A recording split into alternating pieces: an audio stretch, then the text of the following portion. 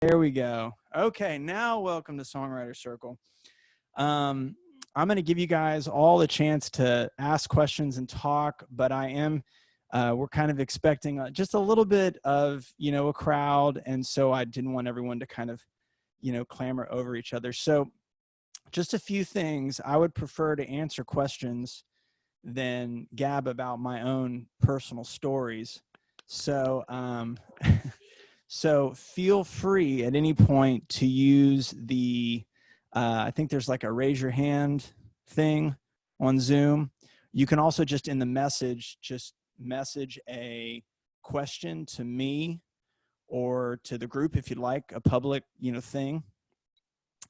And yeah, some of you guys are younger or older. Some of you guys are more silent. Some of you guys are going to feel a little shy. Whatever your position in the class is, I just want to say welcome. I've taught some of you guys for years. Some of y'all I'm meeting for the first time. And maybe just to kind of get some interaction going, could everybody maybe type where they're from? That might be kind of fun. Throw in some stuff there. I'm going to go around here and see who I got. I got Nolan. What's up, Nolan? Oh, John's here. Finally, we kind of meet. Awesome. Christian songwriters. Stephanie Brownlee is staying hidden behind her purple dinosaur. Oh, Mego Fuego. What's happening? A lot of people from Spring, Texas. All right. Looks good. Bunch of people from Spring. There's Claire, Cindy Carr, Kira Lynch, Miles Hess, William Gray, Liana Sky. Oh, Gianna Pullian, soon to be famous. How are you doing, sister? Good, good, good. Andy, Good. nice to see you. Nice to see you. Well, cool, guys. Here come the Bardos.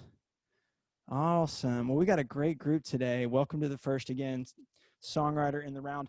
So here's kind of my hope with this. Since the COVID crisis hit the rehearsal room, we moved from a school where we were doing a lot of interactive one-on-one lessons to this Zoom world.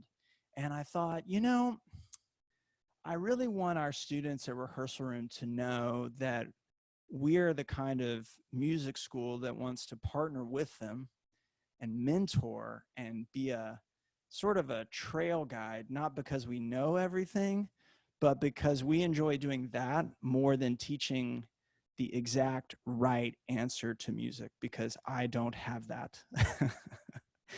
I don't love scales. I don't sing super great. I'm just like a perfect, think of whatever a perfect example of an imperfect musician is, and you're looking at them right here. And I just thought, I want this school to begin to take a direction of, hey, you can do it, we're with you, and you guys are artists. And so this is what Songwriter Circle is going to be based around. For the next couple weeks, I'm going to teach it based around 2 or 3 songs of mine, but then after that, I'm going to have some really neat guests on that I've met because of my touring who have actually written #1 songs, who may be in a different area of the business, and people that you may want to really tune into and hear some neat stories. And I hope 2 things will happen. One, that you'll learn from them, from their expertise. But second, and most important, you'll realize they're really not that special. Like, they're just people who dug writing songs and they got better at it. And that's it. So great. People all around Houston. We got Tomball, we got Spring. Awesome. A little overseas action. That's kind of cool. Okay, great, guys. Well, again, type in your questions if you have them. But what we're going to start with here is a song of mine called What We're Reaching For. And this is a song I think I wrote about 5 years ago. And the reason I wrote it is because I had this desire to, how do I put this? I needed some way to talk about my struggles and my dreams. And in my songwriting, I began to find that I could create characters that one character would talk to the other character, and they kind of were both me. And the one who was the encouraging voice, good part of my soul, and the one person who was kind of wrapped in something that they couldn't get out of, that was kind of the haunted, wrestling with fears, or, your own demons, or whatever you want to call it. That was the other part of my soul. And that really changed my writing a bit, because it freed me to start saying things that I felt like, hey, if my mom hears me say this, it's going to scare her. Or if my friends hear me talk about this, it's going to freak them out. Well, now it really wasn't me. It was just these characters. And that actually kind of came from my love for Bruce Springsteen. He kind of, following his music, kind of taught me how to do that. So that's sort of what I want to introduce today, in hopes that a couple things might help them. One, if you haven't ever written a song before, you'll realize this is not a big deal, and that you create things all the time. There's no way to have a conversation with somebody and not be creating. There's not a way to be hanging out with friends and they make a joke and you kind of shoot back a one-liner. Like, that was creating. So you're already a creator. And, got some more people jumping in here. Let me hit that mute all. Hey, Noah, welcome, buddy. So you're already creating. Secondly, if you are writing tons of songs and you've maybe reached this limit, like, I'm just not that interesting of a person, to be honest with you.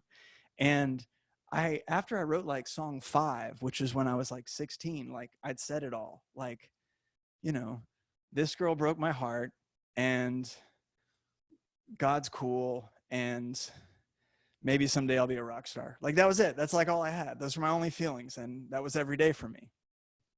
But in characters, I began to see, whoa, well, this guy can have a perspective on what it means to be cheated on. Or, hey, this girl can have a perspective on what it means to struggle in a relationship that maybe I've never been in. And so the fiction element gave me permission to bring my authentic self into the equation. And I heard a quote from C.S. Lewis that said, in all of my stories, of course, C.S. Lewis, famous for Narnia, The Lion, the Witch, and the Wardrobe, and the other Chronicles. In all of my stories, I wrote fictitiously, and yet in each of the characters, I find myself. Now, that's a rough quote there. The exact one, feel free to Google and pull off and know word for word, but that idea really stuck with me. And so that is kind of the essence here of what we're reaching for. So here's what we're going to do, guys. I'm going to throw up the song, and all fingers crossed on technology here.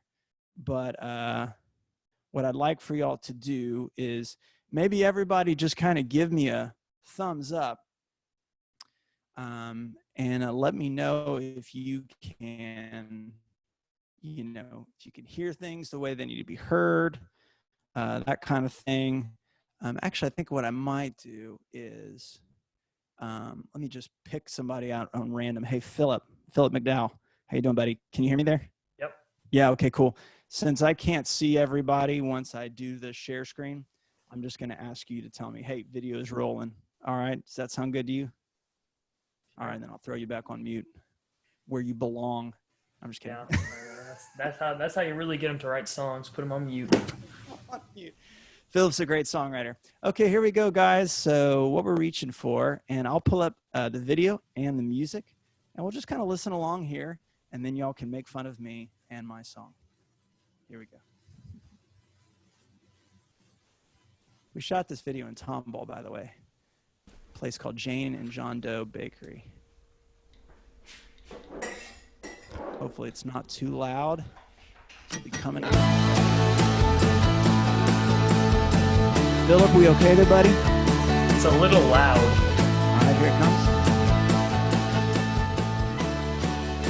That's good.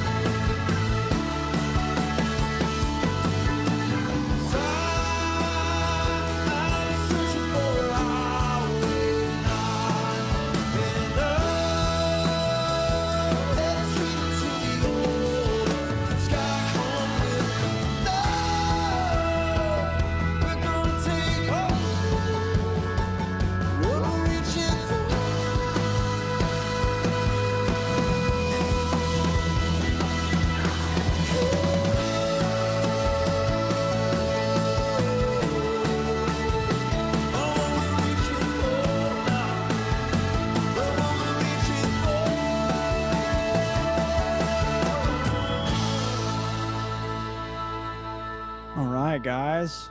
Okay, cool. So let's take this thing down here. And great, we're back. Wonderful. Okay, well, guys, first off, thanks for listening to my song here. So I'd like to just start off by saying, why do writers write? Again, I don't exactly know where each of you are in their writing journey, but before I wrote this song, and right around this time, maybe a couple years before, I was struggling with that notion, and I didn't realize that the question I needed answered was, when is it okay to start writing? When is it okay to call myself a songwriter? When have I earned that? I didn't realize that, because when you see the blank page in front of you and you're trying to write a song, or maybe it's finished and you're ready to share it on SoundCloud or at an open mic, or maybe record it or put it on Spotify, the stakes just, it seems like they keep getting higher. And my uncle is a journalist, and he's a writer as well, and not a songwriter. He actually writes books, he and his wife, my aunt. So Uncle Rick and Aunt Sharon write, and I'll never forget, one day what he told me was, he said, well, basically his words were, my work justifies my title. My title doesn't justify my work. And what he meant by that was, because I write, I'm a writer. I'm not a writer because, like, I'm not a professional writer because I write. And I was like, oh, I have it backwards. The second that I start writing, I'm a writer. The second that you start writing a song, you're a songwriter. And are you as good in your eyes as your idols? You probably never will be. I know I never will be. And if every day I get up and I try to write a song as good as Springsteen or Mellencamp or Bruce Hornsby, those are my favorite guys, it's just never going to happen. I'm always going to love their music more than me. However, just like, you know, a fisherman, as soon as you cast that lure out in the water, you're fishing, and that's it. And I think I wanted to start with that because it's empowering, and that is necessary, I think, to begin the process. So with that said, I'm going to dive into the song. We're going to talk about three quick things. We're going to talk about the characters. We're going to talk about the music. And actually, I'm going to divide the music up into two different elements. So those three things. And then I'm just going to kind of open it up to questions. And I hope you guys will maybe jump in a little bit and we'll sort of see where this goes. But before we go, does anybody have any questions or any hands raised or anything you kind of want to riff on a little bit right now? If so, just, you know, hit that little button, hand will pop up, and I'll know, and I can stop the class. So you guys just let me know. And take your time. I see some screens shaking, so I'm going to get going. But if I see something about what year did you write this song? Okay, great. It gets a little foggy because we were having a lot of kids. And, you know, so let's see. The video came out 2017. The record came out fall of 2016. So actually, okay, that was Andy Singer. That's a really good question, and it leads to a good story about the writing process. So this song was written in 2015, and it was called The Autumn Sky. And I don't know what age I have here, so I'm going to use my language. It sucked. It was terrible. And I'll never forget, it was this beautiful piano song. I thought it was so killer. And I played it for a bunch of people, and they all hated it. They're like, yeah, that's not your best work. You got to take that down. So I was like, all right, man, but I just loved it. And I'll never forget where I lived. They were just kind of recently converting this area that we now call the Vintage. And I was going to see a movie at the Alamo Drafthouse. And the autumn sky was like so pretty and stuff. I was like, man, I want to write this song about, you know, this struggle that I have to kind of go beyond where I am. Like I feel stuck, you know, feel confined. Well, how can I kept doing that image. I was like, I'm kind of headed for a highway. There's the autumn sky. And I wrote this real pretty thing. Well, there you go. We as writers sometimes start and we write a song that if I had been afraid or not wanted to put out, it actually wouldn't have led to the song that, you know, some people actually kind of want to hear at a show. Like we close shows with this tune all the time, mostly because it gets people clapping, you know, the beat's easy. And I took it and I said, oh, well, I love this image. Maybe I'll kind of flip the chorus and I'll make it a little hookier and I'll make the beat. I literally set the beat just so people could clap. I was like, okay, what's my clapping tempo? Like, okay, great. That's the tempo of the song. And then I went from there and then it kind of evolved. So technically, it was a song that came from another song. So I guess I wrote it in 2015, and that was the bad version. And then the good version hit in 2016, and we tracked that on a record and then a video, and you know, we still play it live. My drummer doesn't like the song because he just does this the whole time. Bah, bah. We always laugh about that. All right, cool, man. So, okay, moving on to characters. So one thing that I want to challenge you guys to do in your next song is just kind of a threefold process here. I'll sit with a journal, and I really like these moleskins or whatever because they're not intimidating. Like I can fill up like, like that's not hard, to fill up. Just sit down and I write some notes. I write what I'm thinking. I feel confined today, or I'm sort of fearful of chasing this dream or whatever, but it has to be authentic. And then I'll look at it and I'll just somehow that'll begin to form a character that, well, the person that would really embody this the most, he's probably about like 18 years old and he lives in a small town.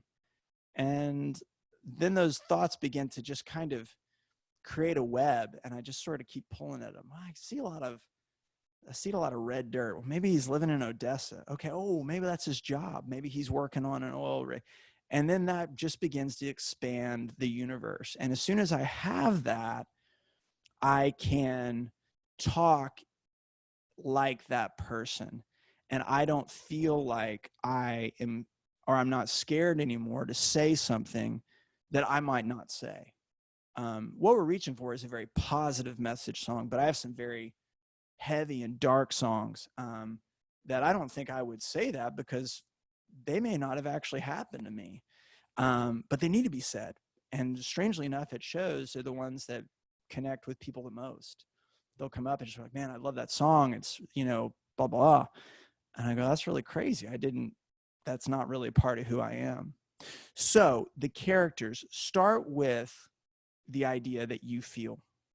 Second, try and say it in the language that someone else it'll come to you. You'll almost see them in your head.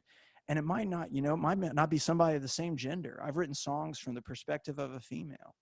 Maybe it's someone that's much older, much younger. And all of a sudden you'll kind of see the freedom of he wants to say that. And then from that, we'll begin to sort of draw out a chorus. Let me kind of show you what I mean here. I'm going to switch over to, and let's see, where's my, I got to get my camera going here on myself here. Okay, there I am. So, and what I mean by that is,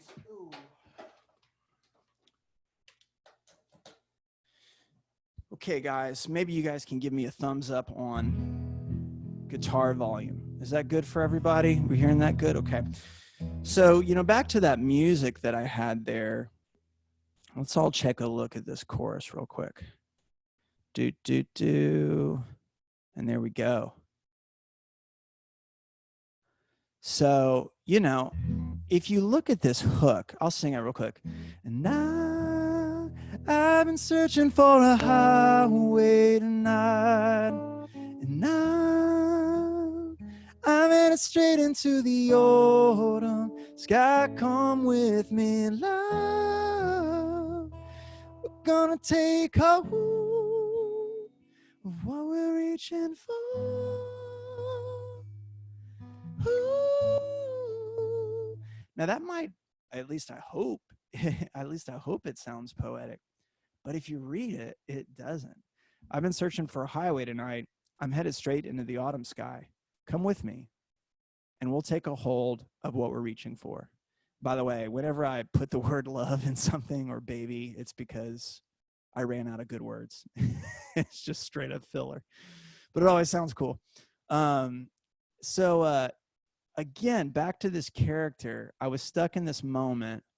I want to get out of it. I want to go further. Okay, well, I need the protagonist, the guy saying I, to talk to this person that I'm stuck in, me.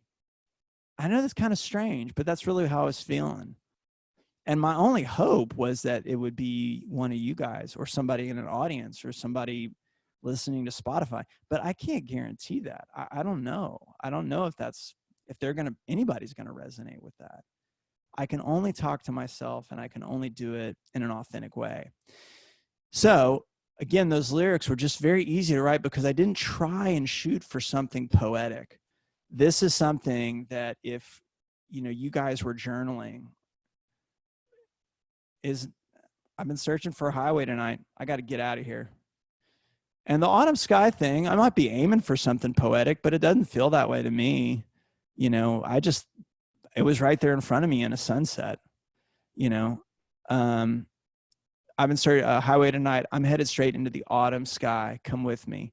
We'll take hold of what we're reaching for. And what's crazy about this is this doesn't even rhyme. Like the chorus isn't even supposed to work. So my whole sort of point on this is for us guys is that the song sort of unfolded, and I'm thankful it did, but I'm not the architect. I journaled the thought. I tried to go from a character's perspective, and then the melody came next, and we'll talk about that in a second. So let's go ahead and just right now, we're going to take a little pause. Does anybody have any questions on characters? Does anybody want to talk? You're welcome to. Maybe throw a hand up. I think I can't remember how you do the little hand thing, but if you want to, I hope I'll see it. We got like 20 of us on here. So, but anyway, yeah, if you want to throw a question in, go ahead. I'll wait for a bit here.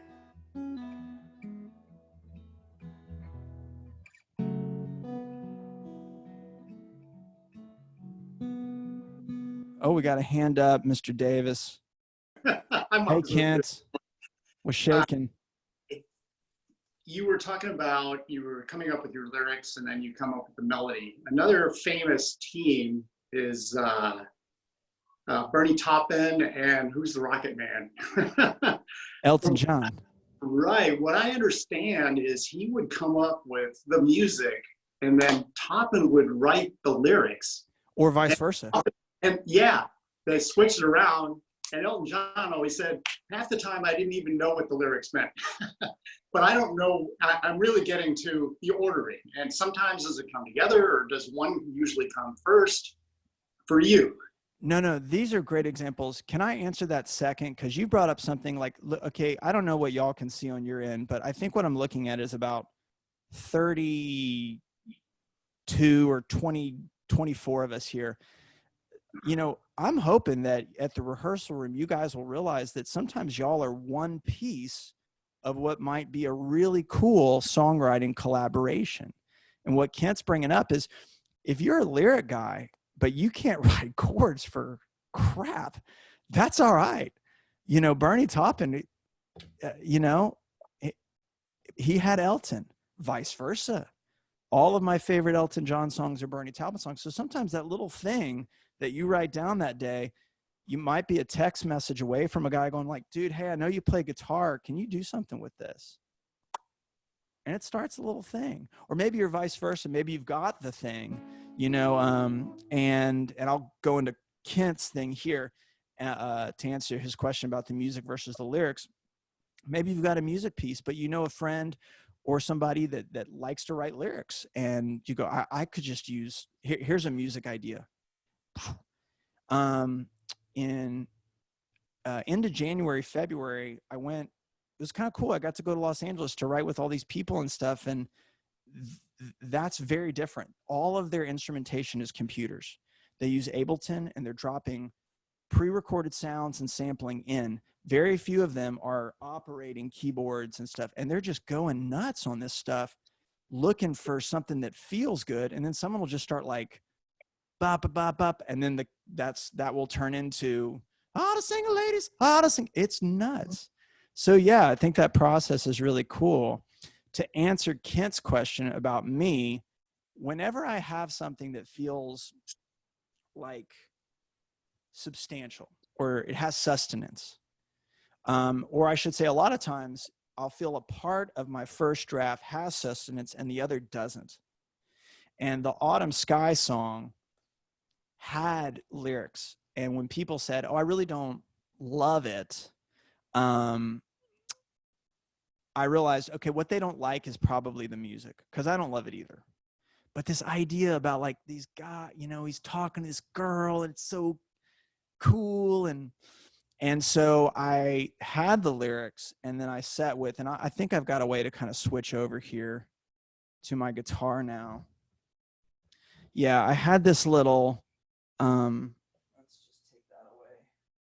I had this little walk up that I would do, these chords. And that was purely exploratory. I didn't even know what that chord was. And I had to call my buddy Ryan and be like, what is that chord? Oh, my love, I'm so far from a straight line. I was like, oh, that's kind of a neat. Sick of all the wasted time. You want to run with me. And so the puzzle kind of kept, you know, it kind of came together in that manner. So Kent, did I kind of come all the way back around to your question there, I hope? You're doing fine. Okay, good. In other areas, I do generally like to start with lyrics because, like I said, I'm a character songwriter. Once I have that character, I feel like I can say musically and lyrically what I want to say, and I'm free. If I have a riff and it's really cool, maybe it's going to work out, maybe it's not.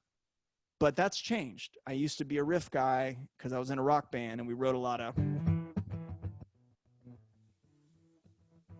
and we would like jam on that for like 9 days. And then someone would be like, well, we probably need to write some lyrics to this. That's changed since then though. Oh, here comes some news, somebody else here.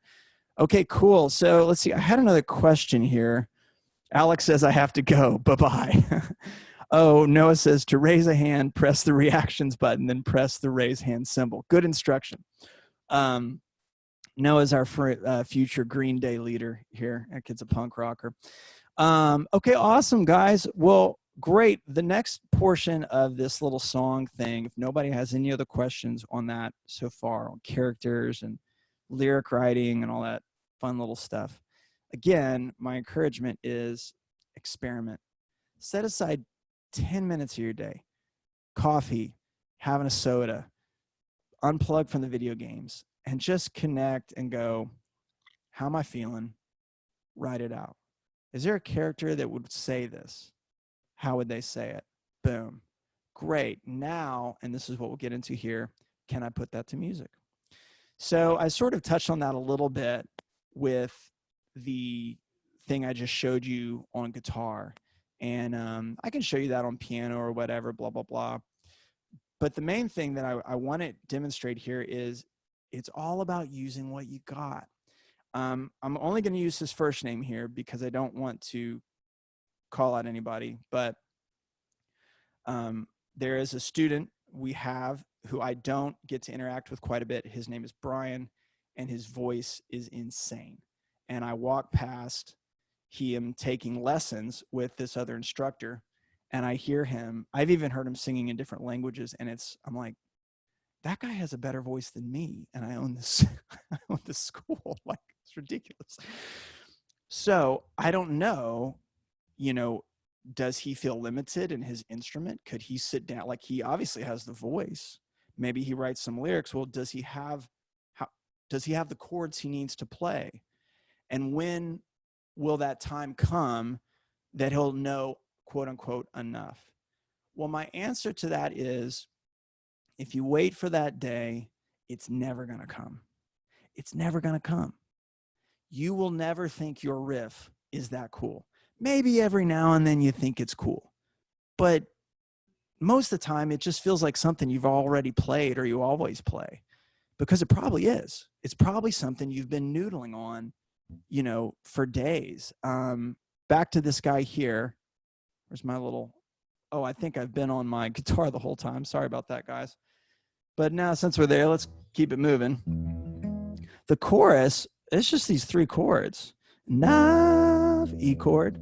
I've been searching for the highway tonight. And my little cheater A chord, because I don't like playing it the real way. And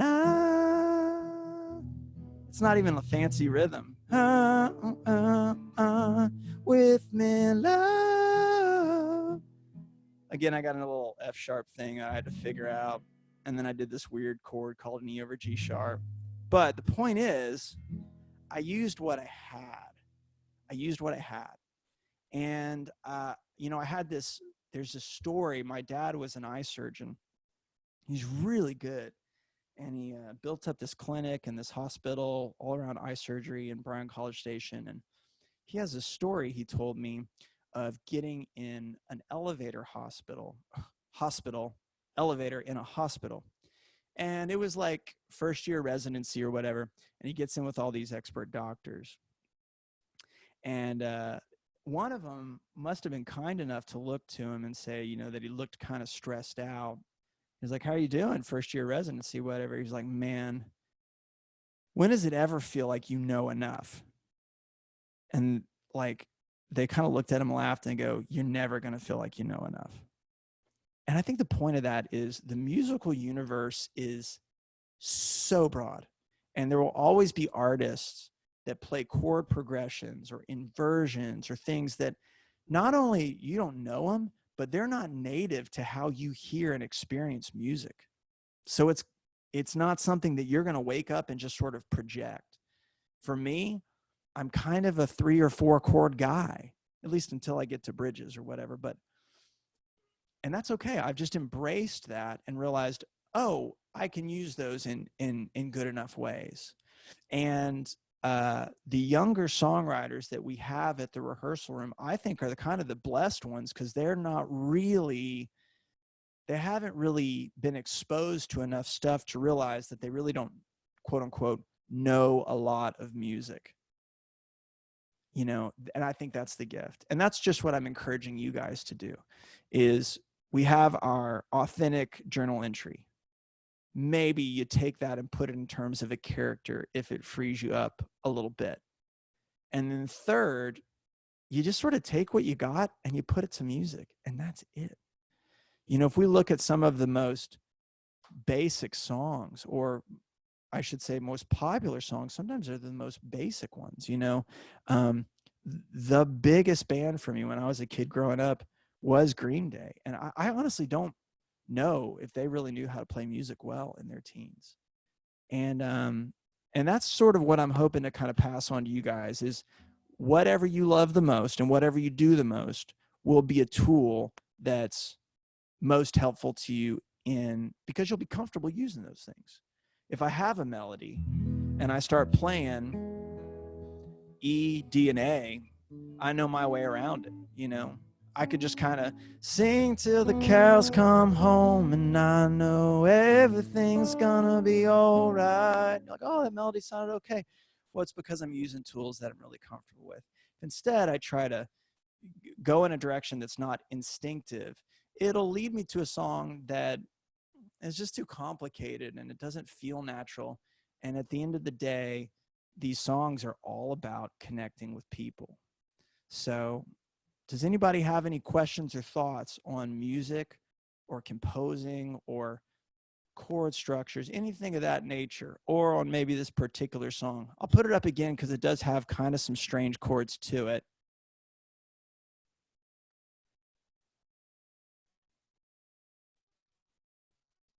You guys kind of look. If you want me to walk through how I wrote this stuff, I'm happy to. The verse is really the only thing that's kind of different. And then let me just pull it right back down so I can see any hands raised or that kind of stuff. By the way, I'm going to be posting the class on YouTube. Like, we'll record this, and I'll put this chord chart up. And I want you guys to feel like you have access to any of us at the rehearsal room. And so you can go back up in weeks if you want to look at it and reach out to us and let us know if we can help you in any way. Okay, well, cool. No hands, nothing like that. Okay, great. Well, that's no problem. Well, awesome. You guys are really cool. And that's kind of my presentation on this tune. Oh, hi, Cindy. I like what you just said about instinctive and natural, to not try contriving something. Absolutely. Cindy, if you don't mind, I'm just going to kind of look for you here in the guests. Awesome. I hope you don't mind. Can I unmute you? Would that be okay? All right, great. Cindy, I actually borrowed that from a guy named Jacob Dylan. I don't know if y'all have ever listened to the Wallflowers. For anybody under the age of 20, you probably never heard of the Wallflowers. Shame on you. The Wallflowers are one of my favorite bands, and Jacob Dylan is the son of a guy named Bob Dylan. And most of you under 20 have never even heard of Bob Dylan, which is also a shame. He's Unbelievable. Yeah. he's like Abraham Lincoln, like everybody knows him. Anyway, and he talked about, he made, he was in a podcast where he was talking about this movie they just made called Echo in the Canyon. You guys have probably seen a poster on Netflix because it came out in the past year. If you're looking for a good music documentary, Echo in the Canyon is dynamite. He and his former manager made this movie about the music that was made in the late 60s in Laurel Canyon between people like the Beach Boys, the Mamas and the Papas, Crosby, Stills and Nash, Neil Young. Who else was in that thing? Anyway, and just about how music is something that gets borrowed and passed around, and ideas really aren't new. It's just people copying other people. The Byrds, that's who I was trying to think of. Tom Petty's in it a bunch. And to honor these songs, they actually put on a show, and the band sounded freaking dynamite. And they played all the songs, and it modernized them in just the right way. But he talked about how when he plays cover songs, there's just a limit to what he can do because his instincts are always going to lead him to go left when another artist would have gone right. And that's just how it is. And that's just music. So I don't know. Is that kind of what you were talking about, Cindy? Well, so what you were talking about in this song is that you were trying to write something that felt natural to you, that expressed emotion, Right. and you weren't trying to make the rest of us feel something. You were just expressing yourself. And that is, I'm juxtaposing that against what Bruno Mars tries to do, because he has formulaic songs that he writes, and I would view that as more contrived. You're trying to go in a certain direction, and it's a formula that you've found successful in the past that hooks people. But to be a songwriter, to me, is to do something that is natural to me, to do something that reflects me and or whatever idea I'm trying to present, rather than forces you to go down the path of success in music. Wow, Cindy, that's really cool. And I just appreciate you sharing that. I mean, I think kind of what Cindy, is talking about a little bit is establishing the why. And if you don't have that in the beginning, it can be difficult to know, what am I even doing here? And you're right. Most people don't actually know that Bruno Mars had a very successful career as a songwriter for other artists before he had his label deals. Yeah, not to diss him or anything. I mean, he's brilliant. He's brilliant, but he has actually put videos out that talk about his formula. Yeah. And boy, can he nail it. I'm a huge Bruno Mars fan. And and I think that I've realized that, someone like Bruno Mars, there's just no doubt, like if you've ever seen me play music, I am way more limited than him. Most people are way more limited. Anybody ever watched the Super Bowl, but like I've got some limitations that he just doesn't really come into. And I think that maybe even if he were here, he would say, actually, I've got some too. And I've learned not to try to push up against them too much. Instead, let them push you. Maybe that's going to lead your voice into an area of struggle that communicates some kind of neat characteristic in the song. Maybe your guitar playing is going to sound a certain way because you hold that chord a certain way. Maybe your piano, either, whatever it is. Sometimes I often wonder if some of the best songwriters are the most limited musicians because they don't know a lot of chords. And so they have to write something good within a really, really small box. I once heard Lorne Michaels, who is the creator of SNL, and he's been producing it for, I think, we're getting close to like 50 seasons or something. A long time. Yeah. And he said he has a really hard time creating in a wide open space. And he loves the limitations of the show. It has to be live. It has to be this many minutes. It has to have a cold open. It has to do these things. And so they become really creative within it. So yeah, it's a great thing you brought up, Cindy. And so, you know, my encouragement to all you guys is your limitations, you just got to flip that word into those are actually your tools. That is your instrumentation. That's your instrumentation. And it may not be recognized yet. That's a whole nother conversation. And that's a demon. Hey, Brian, thanks, buddy. I'm going to get right to you. That's a whole nother demon that will wake you up in the morning. Is this connecting with people? You know, I mean, I think probably the greatest artists wrestled with that. That's not a good compass. What we're talking about is this working for the song? What you have probably already is good enough to work for the song. So, and let your instincts drive you. Hey, Cindy, thank you so much. That was awesome. Appreciate it. All right, Brian, let me get you good here. What's up, partner? Hey. How's everything going, man? It's good. What do you got? So I guess my question was, I'm not a songwriter yet because I haven't written my first song, but hoping to change that one day soon. Like you're talking about picking a character or coming out with a character, but like for someone like me who has never written a song, like what if my first song I wanted to be like based on my experience, or like how can it not be? What's different? Absolutely. Is there like a different approach when you want to, I guess you're not thinking about another character, but you're writing about something more personal? No, Brian, that's a great question. And I think what I was, again, you should follow your instincts on that. What I was trying to illustrate on the whole character thing is sometimes it just kind of widens. It gives me a little space to breathe. Everything that I'm writing is authentic, you know, otherwise people figure it out too quick. Like, what, you know, you were never a drug dealer in Harlem. Like that, you know, like that, I can't, like, I'm not gonna be a hip hop star. Sorry. Right. Let me give you an example. So I like to write a lot of pop music, and I mean pop like would sound like with Dua Lipa or stuff that I'm trying to think of another artist I would, anyway, in that vein. But I just can't write those lyrics. And I will go to my friend Marissa Hernandez often because I can't write what she calls, I can't use the word, it rhymes with which, bad girl lyrics.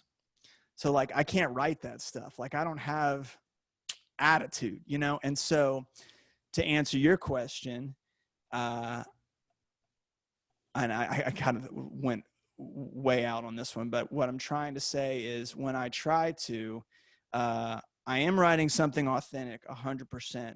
Maybe I just need a little bit of maybe if I were,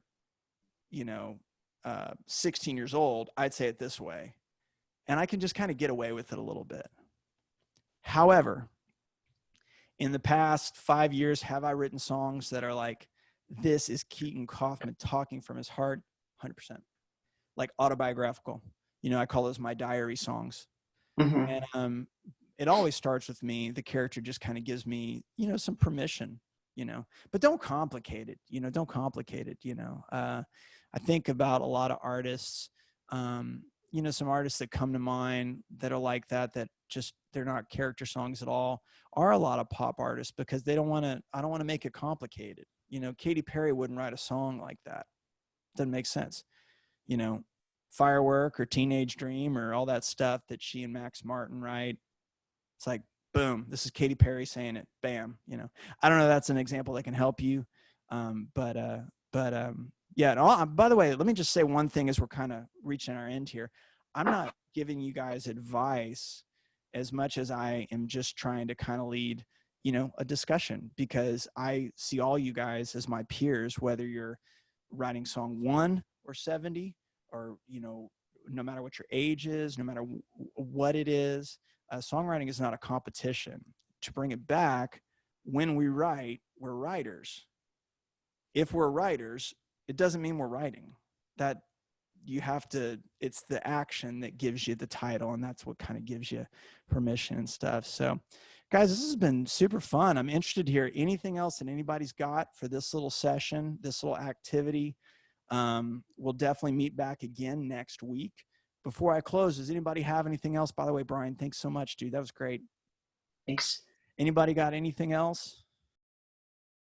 Hands. Oh, Nolan's. We got a. Noah's actually raising his hand. Does that mean you want me to call on you, buddy? Okay, here you go. What's up, dude? See if I can get you unmuted here. Oh. I can only find thumbs up and clapping hands. Wait, what? For the reactions, I couldn't find a hands up. I can only find thumbs right up and on. clapping Okay, your okay. hands. Well, you're in now, champ. What's going on? I don't really have a question, just an example of writing songs about characters. Yeah. There was once a Weezer album where they decided to write an entire album about a Puccini opera. Well, that's a great example. Let me just kind of like nail that on the head. We talk about reception. I am a huge Weezer fan. I have never even heard of that record. So here you've got one huge Weezer fan who loved the Green and the Blue record. And then you got this other guy, Noah G, who loves when they did that. And that's art. That's what it is. And unfortunately, that is the water that you swim in as you songwrite. It can drive you crazy. Are people going to like this? Is this good? Or should I write a character? Should I make it a little more central to who I am? Like Brian was saying, going back to Cindy, my instincts are they driving me to good? You don't know. If you did, everybody'd be a millionaire. It'd be great. But that's just not the way that ain't the way it works. All right, Noah, thanks, dude. In the end, hey, when are you going to write for, you need some tunes for your band. You got anything in the queue? You working on anything?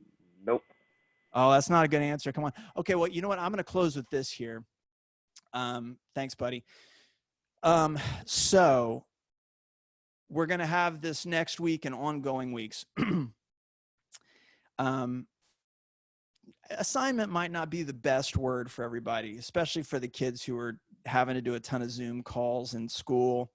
Maybe it's a good word if you guys are, needing a little bit more of a disciplined structure thing to become a better songwriter. But what I would encourage everyone to try to do is write a crappy song this week. I mean, write a song that stinks. Write one that is so bad you would not play this. In fact, an audio recording, it shouldn't even be, never hit the cloud. Like, oh God, this would be awful. And take a risk at going, I'm just going to capture how I feel.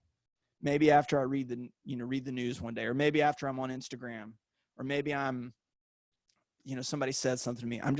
I'm feeling something, capture it, create a character, maybe sing about it in third person, Benny and Johnny with the whatever. Maybe it's the two characters talking like I like to do.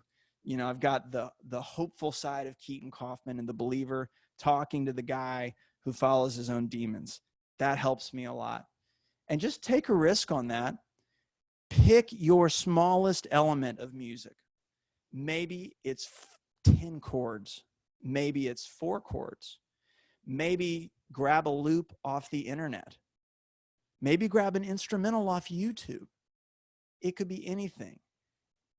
And then just try to put melody to it. And just kind of see where you land with that. I'd like for you to try to record it on your phone.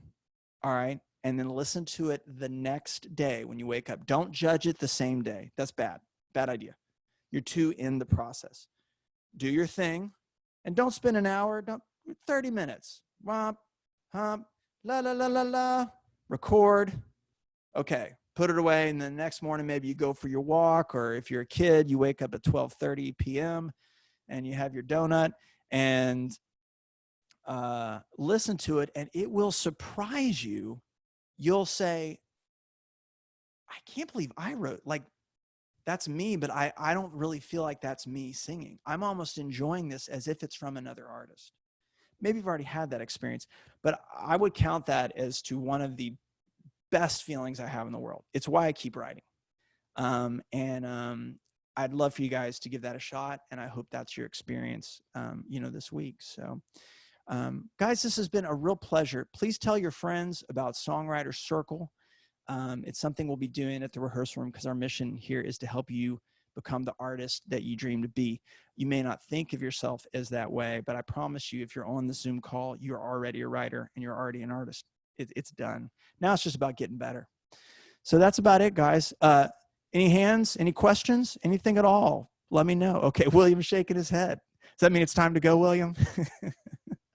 All right. Well, guys, it's good to see everybody. And I'm kind of looking, oh, hey, Kira, Liana. And oh, this is so neat to see you guys. Thank you all for joining in. I'm going to do a little, screenshot of you guys. Is that okay? That way we can post this on the social, if y'all don't mind. Everybody wave hey. All right, guys. Take care, everybody. Come see us at the rehearsal room. We're on Zoom. I think we're going to be open June 1st. Again, fingers crossed that everyone stays healthy with the releasing of the constraints. We're going to kind of see how that goes. But until then, and until next time, take care. Hopefully I'll see you again Wednesday at 2:30. Bye-bye.